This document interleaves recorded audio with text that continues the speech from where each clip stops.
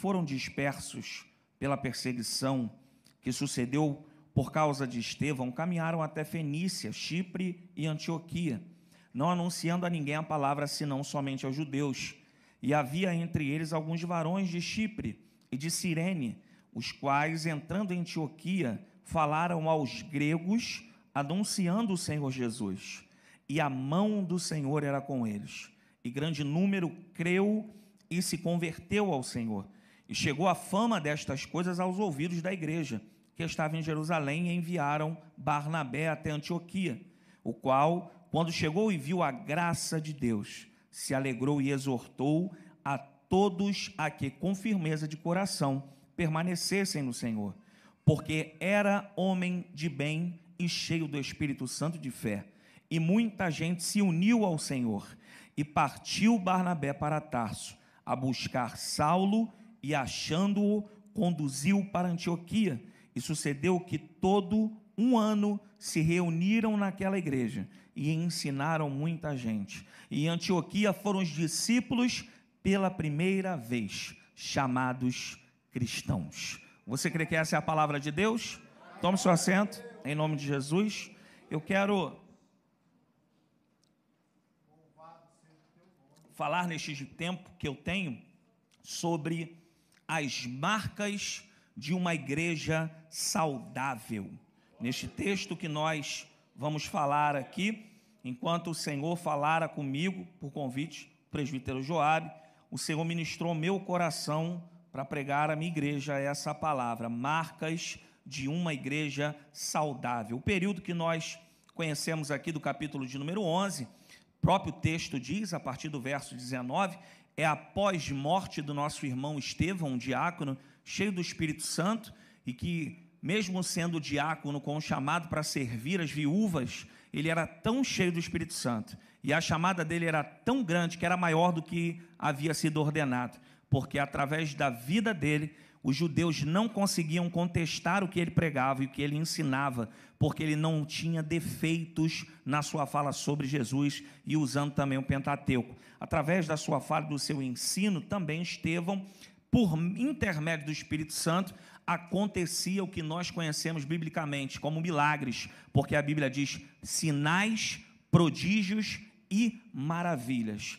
Este homem morreu, e após a morte deste homem, o que para o sistema dos judeus era o pior momento da igreja estabelecida pelos apóstolos, para Deus era só mais uma estratégia que ele permitia. E eu preciso iniciar essa mensagem dizendo para você que me ouve: existirá momentos que Deus vai te levar a um nível tão profundo de investidas do inimigo, que não é para que o diabo te envergonhe, que não é para que o inimigo te destrua, é Deus te levando no profundo, para mostrar que nas profundezas aonde Ele te leva, Ele tem o poder de fazer você voltar mais forte, mais dependente e mais confiante nesse Deus que você serve. Foi intermédio desta morte que Deus permitiu que agora a eclésia, que é a igreja, nós sabemos que a proposta da palavra eclésia é chamados para fora.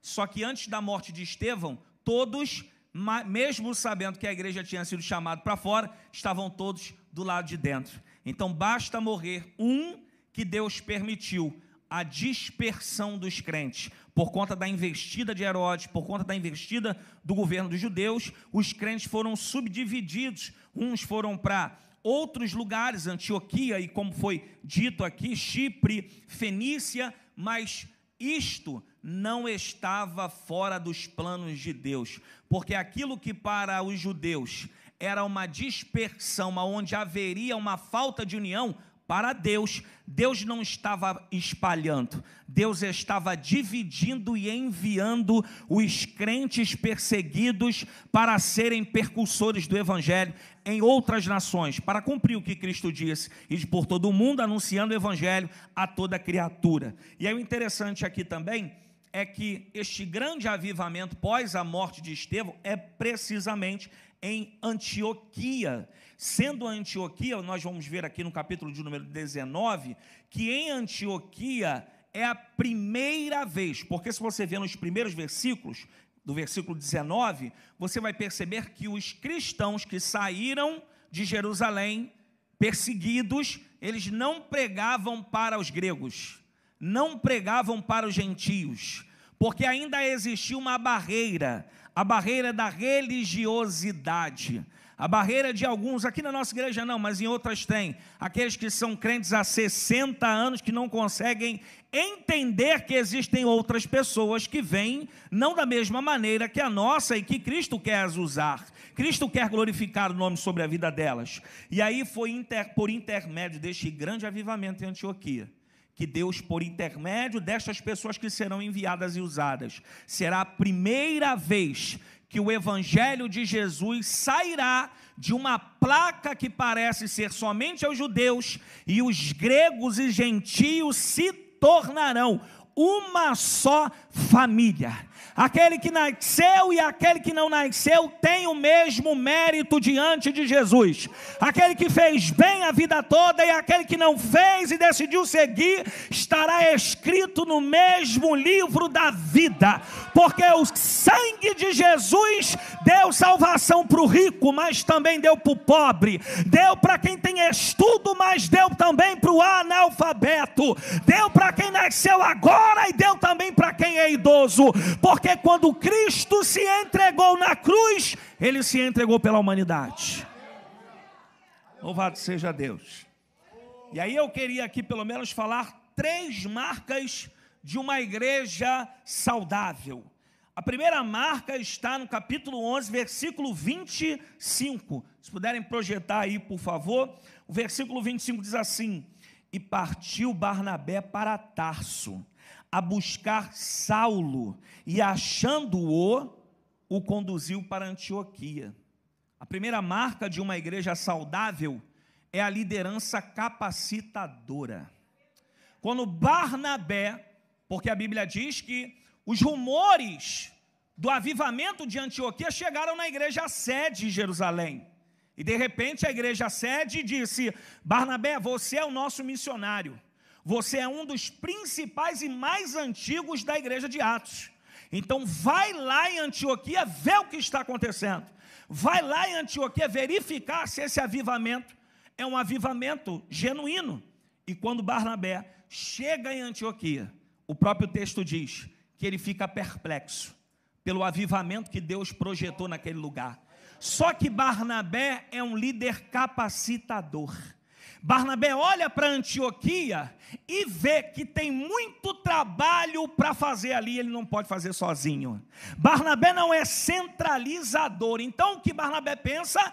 Existe um jovem convertido chamado Saulo de Tarso, que era uma das ferramentas mais poderosas dos judeus, só que hoje está sendo rejeitado pelos discípulos. Eu vou pegar esse camarada, vou treinar ele do meu lado, vai ensinar comigo. E olha que coisa linda e maravilhosa, eles ficam 1 ano em Antioquia ensinando, só que depois desse 1 ano, se você ver o capítulo de número 13, verso 1, a Bíblia diz que agora Saulo, ele é um dos mestres da igreja.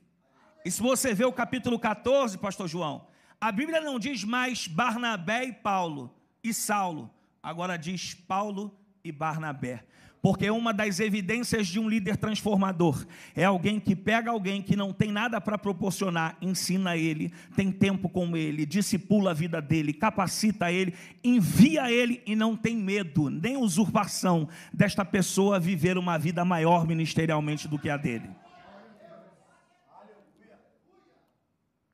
Só que tem um porém. Hoje, infelizmente, nós sabemos que há uma grande carência de líderes discipuladores. E sobre um grifo meu, eu pelo menos coloquei aqui 3 razões. Porque discipular dá trabalho. Discipular requer entrega. Discipular, muitas vezes, é investir em pessoas que momentaneamente não querem. Mas o olhar de um discipulador deve ser o olhar do futuro. O olhar de alguém que agora talvez não queira, mas tem uma chamada. Que agora talvez dê uma desculpa, mas tem uma chamada. E o discipulador, ele nunca olha para o presente, ele olha para a mesma linguagem que Jesus disse para Ananias: para você é Saulo, para mim é um vaso escolhido. A primeira razão de alguém não querer discipular é porque talvez é uma pessoa limitada, não foi capacitado para capacitar. Talvez venha de uma linhagem antiga, de uma linhagem que não houve tanto investimento. Então, infelizmente, essa pessoa não consegue capacitar. E a gente vê que tudo que eu estou dizendo é bíblico, porque no Antigo Testamento, Elias discipulou, meu amigo Joabe, Eliseu com as suas atitudes, com os seus exemplos. O profeta Elias discipulou Eliseu dizendo para Eliseu: segue comigo. E até quando ele disse: não segue comigo, este camarada tinha tanto prestígio no profeta, que ele disse: não, eu quero seguir, porque eu quero do que tu tem dobro.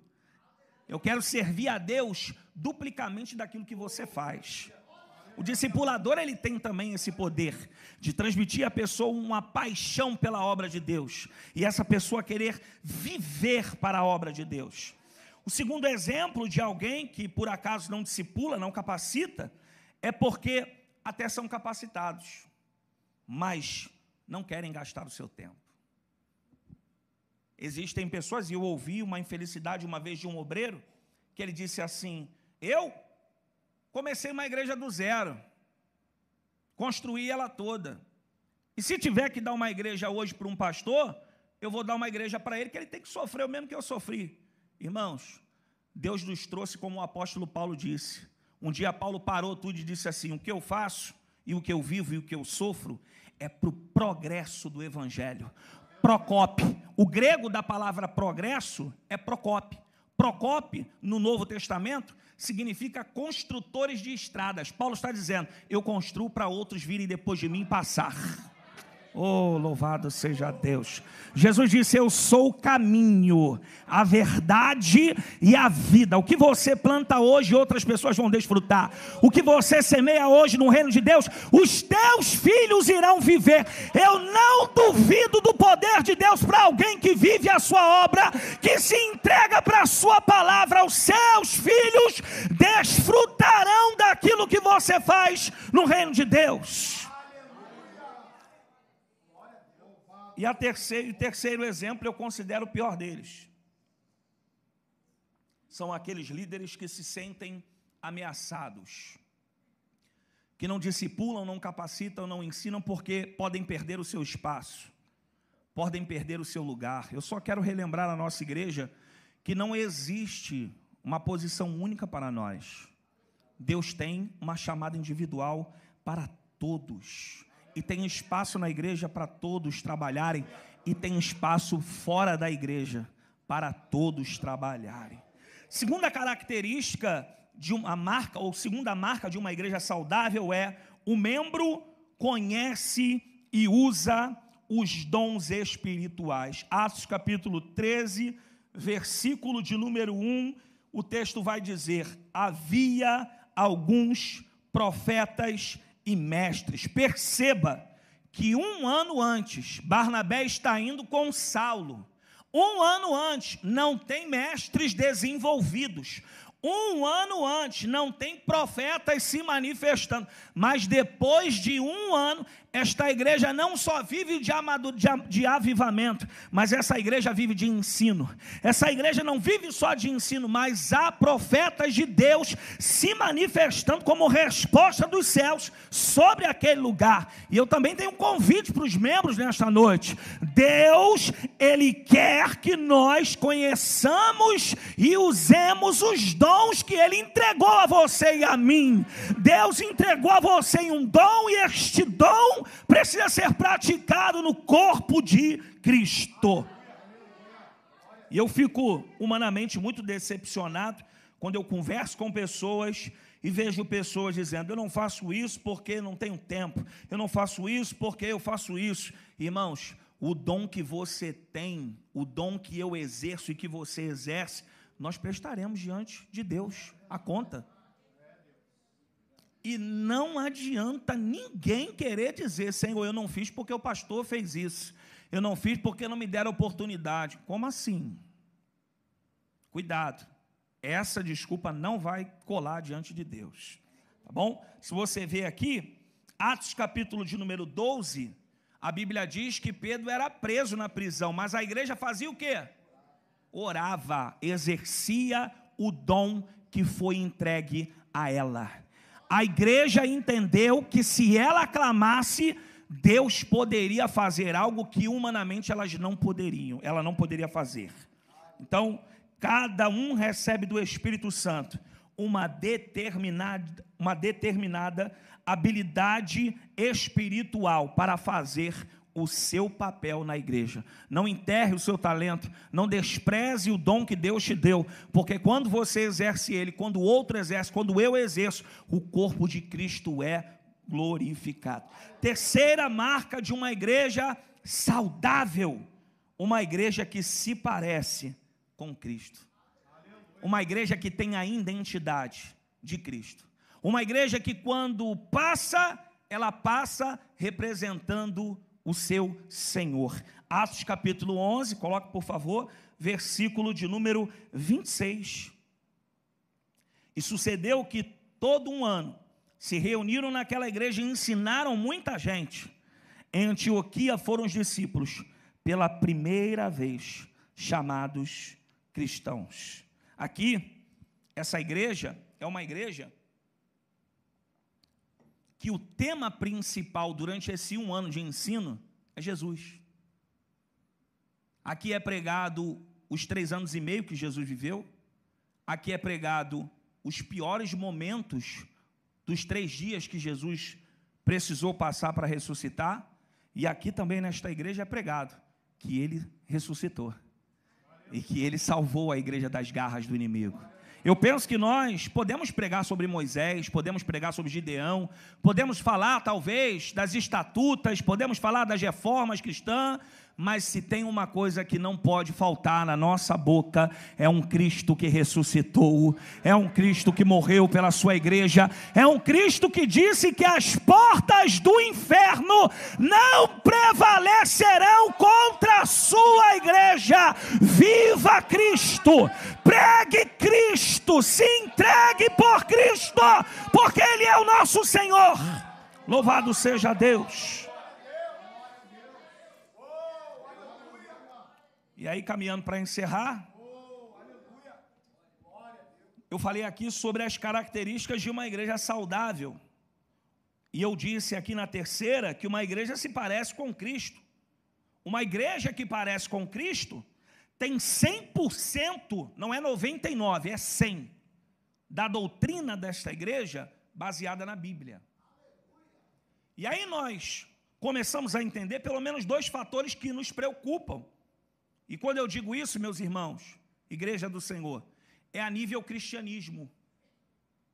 Nós percebemos 2 fatores. Por exemplo, hoje, líderes e cristãos praticando o misticismo dentro das igrejas. Isso aqui é um óleo ungido. Esse óleo, biblicamente no Novo Testamento, ele só dá autonomia para ungir enfermos. Mais precisamente os pastores, presbíteros. Este óleo aqui pode ser também usado para consagração, não há problema, porque no Antigo Testamento também se fazia, não tem problema. Só que existem pessoas maliciosas que corrompem a palavra de Deus e que ensinam nas igrejas, pela internet, que este óleo você deve beber, você deve levar para casa. Eu já tive o desprazer de pregar em igreja fora do nosso campo, de eu orar pelo final do culto depois de pregar e uma irmã me aguardar para eu poder dar um pouco de óleo para ela levar para casa. Tive o desprazer de pregar numa igreja no meu bairro há pouco tempo e eu tive o desprazer de ver pessoas vindo no altar, pessoas que foram da Assembleia de Deus de Cordovil, a minha igreja que eu era, bebendo. Os irmãos davam na colher para ele, eu fiquei envergonhado. E o mais triste é ver uma igreja como a nossa, que de segunda a segunda a Bíblia é pregada, homens e mulheres que sobem neste altar para pregar a verdade, pessoas que estão à frente da liderança que propagam o misticismo. Porque você precisa lembrar, e eu preciso lembrar, que quando você toma uma atitude perante outras pessoas, você é uma pessoa que dá exemplo, mal ou bom. Então hoje, a suficiência da Bíblia tem sido roubada.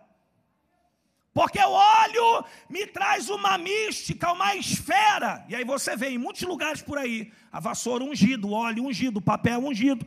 Por quê? Quer prender os crentes a algo que eles enxergam, mas não o Cristo que ressuscitou.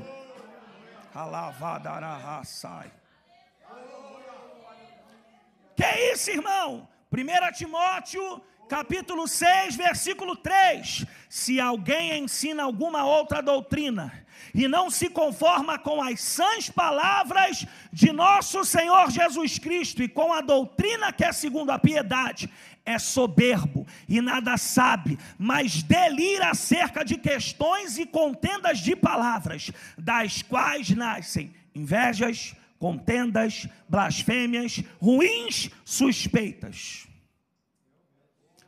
2 Timóteo capítulo 4, verso 3 ao 5, porque virá um tempo em que não suportarão a sã doutrina, mas tendo coceira nos ouvidos, amontoarão para si doutores, conforme as suas próprias concupiscências, e desviarão os ouvidos da verdade, voltando às fábulas, aquilo que não é praticado mais. Por quê? Quer prender. E aí você vê crente ofertando na live para o profeta tal. Você vê crente pegando isso aqui, ungindo casa. Eu tive o desprazer de ver um pastor dizendo que na pandemia ele saiu pela rua da comunidade ungindo as casas, outros jogando no chão. Eu vejo muitas vezes no monte, a gente sobe ver lá jogando o suco da uva e o azeite. Irmãos, isto é o sinal dos últimos dias. Uma igreja saudável se atém à pregação e o ensino do evangelho. Uma igreja saudável, basta uma palavra de Deus e já é suficiente para ela entender que Cristo é o Senhor da nossa vida. Uma outra situação, irmão, preciso falar isso aqui. E eu tenho muito cuidado para falar isso. Trazendo uma analogia para os dias de hoje, eu acabei de dar um exemplo. Segundo exemplo, nós acabamos de ver, e eu até pedi a Deus para me dar uma oportunidade depois, período da política. E eu quero ser claro, não sou contra a política, deve ter, não sou contra, temos irmãos da nossa igreja que apoiaram pessoas também, não sou contra. Agora, algumas pessoas me perguntaram, irmão Diego, por que você não usou a tua internet, as tuas redes sociais para indicar alguém? O meu pensamento, sabe por que eu não indico? Porque eu sou um ministro do evangelho. Sabe por que eu não me envolvo com isso e respeito quem se envolve? Porque quem tem um chamado específico, seja pastor, evangelista, pregador, ou pastor presidente ou pastor de igreja, essa pessoa não pode se envolver. Porque nós percebemos que quando há uma investida de um nome que nós temos, cristão na política, você percebe que ou o lado da política cresce mais e o lado do chamado desce menos. Porque alguma coisa você precisa se entregar por completo. Você não consegue trabalhar na dualidade. Então, porque muitos, e eu vou dar um exemplo sem citar nome, teve um agora que para mim era um dos maiores pregadores do Brasil, principalmente do Rio de Janeiro. Esse camarada conseguia fazer você olhar para esse banco vermelho e dizer que era azul. Só que ele, por não se candidatar, fechou com um camarada que não vale nada. E agora está sendo taxado por todo mundo como traíra. O que eu quero dizer com isso? Nós não podemos nos misturar ao ponto de não entendermos mais o que é igreja e o que é política. Posso dar um outro exemplo? Irmãos, se eu tenho que viver uma conduta santa, as minhas redes sociais também não posso apresentar algo que eu não confio 100% na pessoa. Só que você já parou para pensar que nós precisamos ter cuidado para não misturar as coisas? O grupo do WhatsApp da igreja ter política? Você já parou para pensar nisso?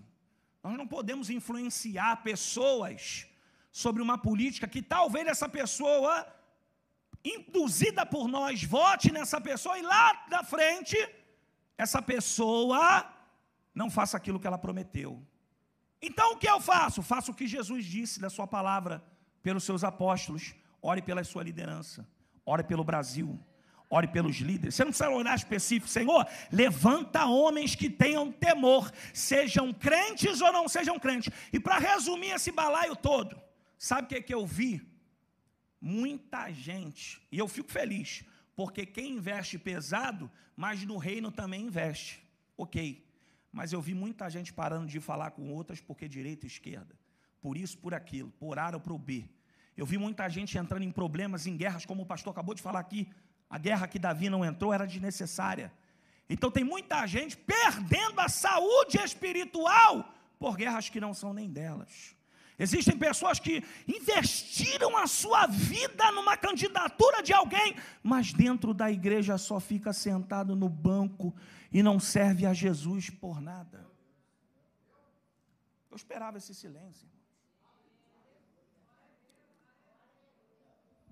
Então, para encerrar, sintomas de uma igreja doente. Primeiro sintoma de uma igreja doente: a frieza espiritual refletida na baixa frequência dos membros no culto. Eu preciso também desmistificar algo aqui. Existem pessoas que olham e falam: irmãos, poderia estar muita gente aqui. Não, irmão, só está quem quer. Só está quem tem certeza. Pastor nenhum vai obrigar a gente a vir sentar no banco. Existem igrejas lotadas aí que Deus não está. Mas o que eu quero dizer é responsabilidade individual de cada um. Convicção e certeza que se Deus te colocou neste lugar, sirva a Ele. Se Deus te orientou a estar nesse lugar, se entregue por Ele. Agora, criticar sem estar fazendo, aí não tem credibilidade nenhuma. Segunda característica ou sintoma de uma igreja doente: mais trabalhos internos e poucos frutos evangelísticos. Mais investimentos materiais, menos em vida. Esse culto de terça-feira no cinema vai ser um investimento em vidas. Eu não estou dizendo que a parede não precisa ser pintada. Foi um ato maravilhoso que o pastor fez aqui na liderança dele, que foi as telas solares. Mas eu quero dizer uma coisa: não só disso vive uma igreja, mas isso precisa da igreja para poder participar. E eu vou falar, calma que eu vou falar. Uma igreja saudável traz impacto à localidade. O dono da boca lá em cima precisa conhecer a igreja. Todos precisam saber. Eu preguei numa igreja agora esses dias, que o pastor disse para mim: aqui em Tomazinho, São João, o líder do movimento disse: só vocês estão vindo aqui, porque os outros já pararam. Eles são conhecidos lá naquele lugar. Os vizinhos sabem que não podem até tentar tirar mais ou menos o foco da igreja, mas não podem se levantar, porque senão a mão do Senhor toca. Porque uma igreja saudável é uma igreja que se manifesta fora das quatro paredes. Por último,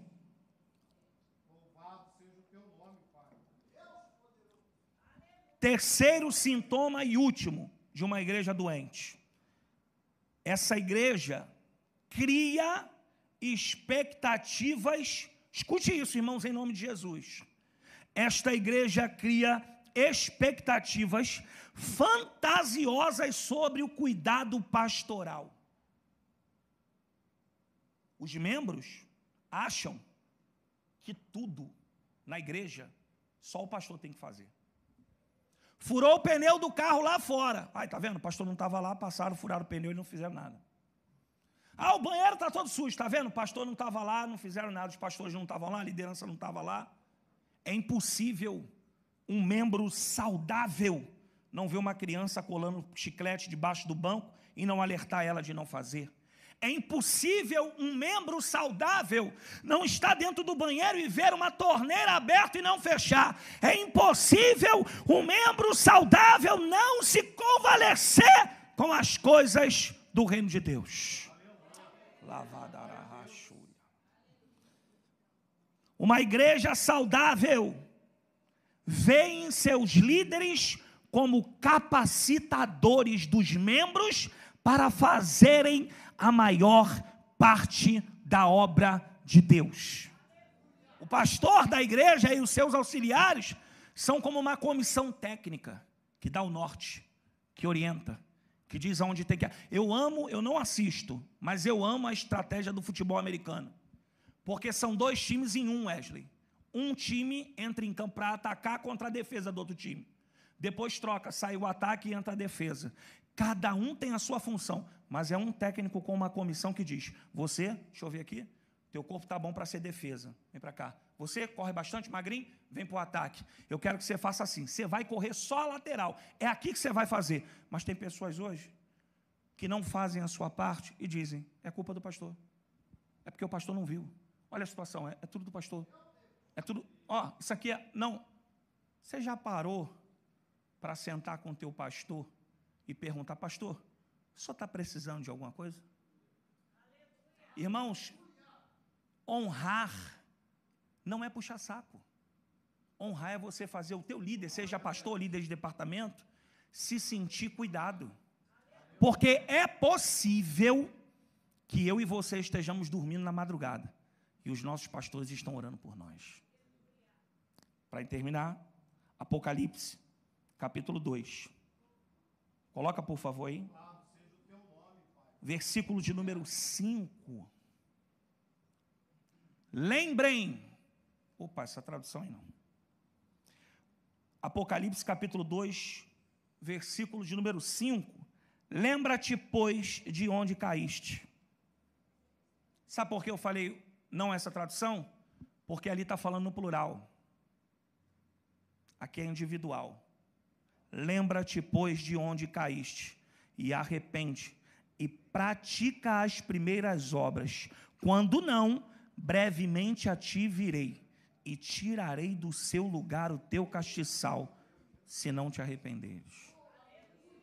Que Deus, por Cristo, nos mostre nesta noite que nós, como uma igreja saudável, precisamos praticar uma liderança capacitadora, promover outras pessoas para suprir a nossa ausência, que nós possamos ser como membros, usando o exercício dos nossos dons espirituais para que a igreja receba o poder de Deus através da adoração.